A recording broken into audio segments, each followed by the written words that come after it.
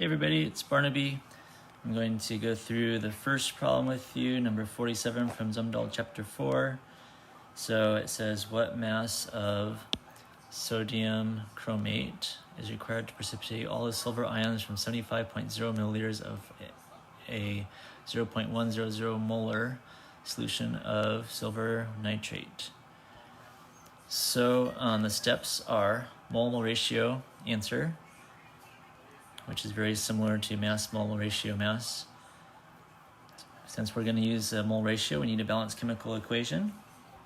So this is identifying the precipitate, just like yesterday. So let's write the reactants for a balanced chemical equation.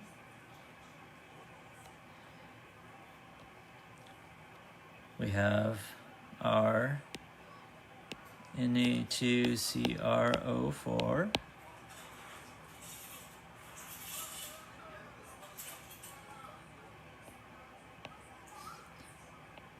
and then our other reactant is our AgNO3 .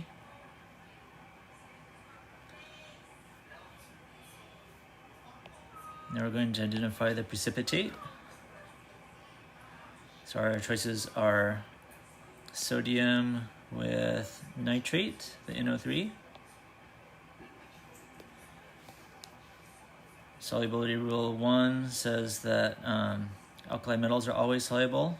So sodium's not going to be insoluble with nitrate, it'll stay soluble.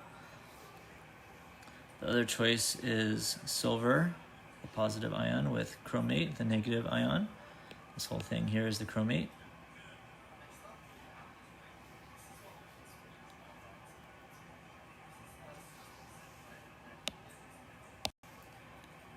So we don't have a solubility rule that says that chromates or silvers are insoluble, but because sodium's always soluble and nitrate's always soluble, can't be that first one.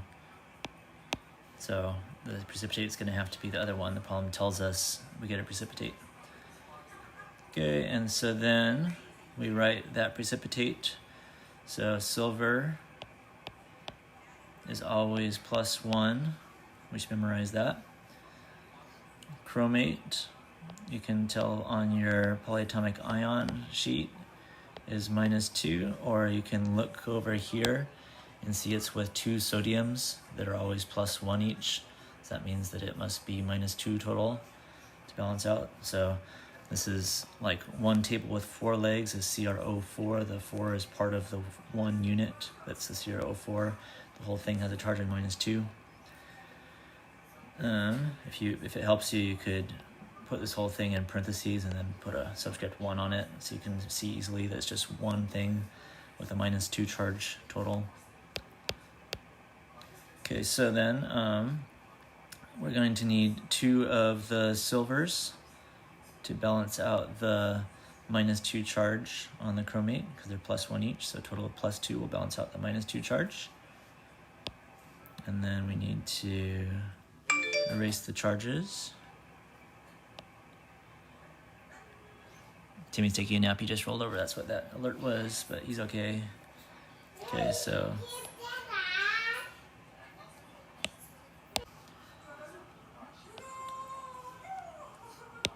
this will be our precipitate, the solid.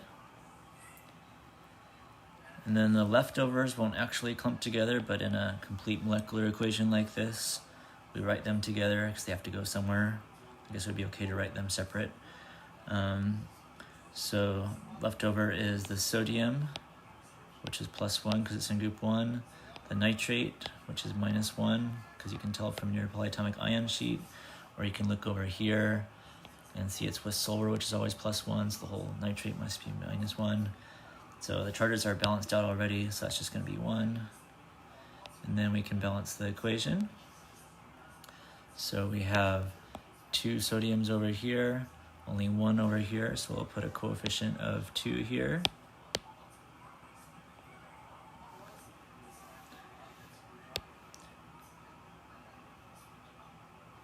And then we have 2 silvers here, and only 1 silver here, So we'll put a coefficient of 2 over here.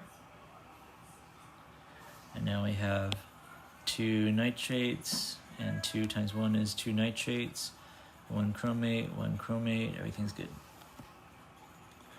Okay, so now that we have our balanced chemical equation, our steps are find moles, use the mole ratio, find the answer. So I can find moles from the chemical or chemicals that have both the volume and the molarity given to us, because my molarity equation is moles of the solute over liters of the solution. So that means if I multiply both sides by the liters of solution,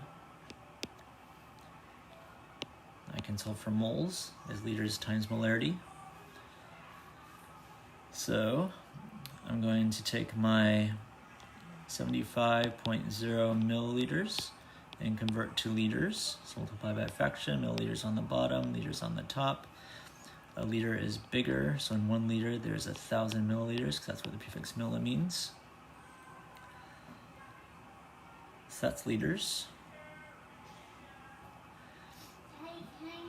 Now I'm going to multiply that.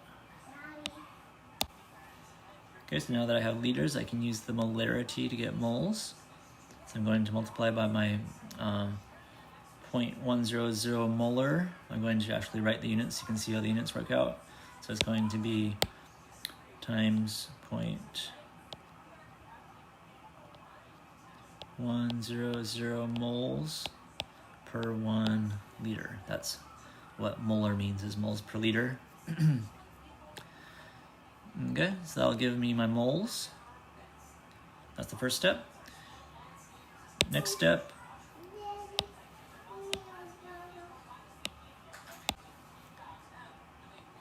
okay, so next step is mole ratio. I guess it would have been good to write the chemical in all the previous steps, since we're going to change the chemical in this problem. So all these are AgNO3. And so then moles of AgNO3 go on the bottom and cancel out. And moles of Na2CrO4 goes on the top to give me what I want. We find the numbers for the mole ratio from the balanced chemical equation. So 1 of these on top, 2 of these on the bottom.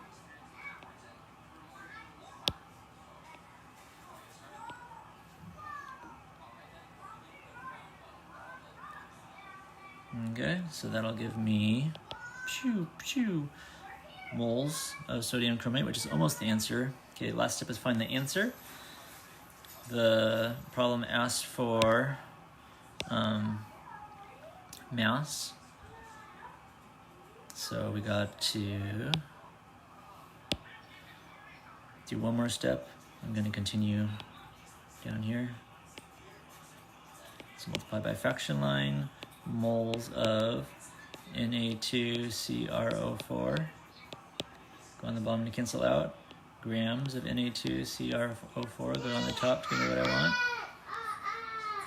want. Ruby has an ad on TV, just a second.